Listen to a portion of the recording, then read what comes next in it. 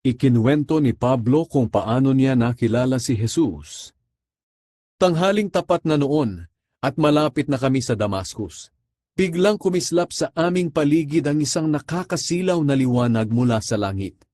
Napasubsob ako sa lupa, at may narinig akong tinig na nagsasabi sa akin, "Saulo, Saulo, bakit mo ako inuusig?" Nagtanong ako, "Sino po kayo?" Sumagot ang tinig, "Ako'y si Jesus na taga Nazaret, na iyong inuusig." Nakita ng mga kasama ko ang liwanag, pero hindi nila narinig ang boses na nagsasalita sa akin. At nagtanong pa ako, "Ano ang gagawin ko, Panginoon?" At sinabi niya sa akin, "Tumayo ka at pumunta sa Damascus, at sasabihin sa iyo roon ang lahat ng iyong gagawin." Nabulag ako sa tindi ng liwanag, kaya inakay ako ng aking mga kasama papuntang Damascus. Doon sa Damascus may isang tao na ang pangalan ay Ananias. May takot siya sa Diyos at sumusunod sa kautusan. Iginagalang siya ng mga Hudyong naninirahan doon.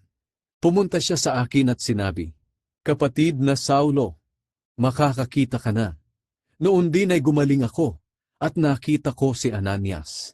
Sinabi niya sa akin, "Pinili ka ng Diyos ng ating mga ninuno para malaman mo ang kalooban niya at para makita mo at marinig ang boses ng matuwid na si Jesus.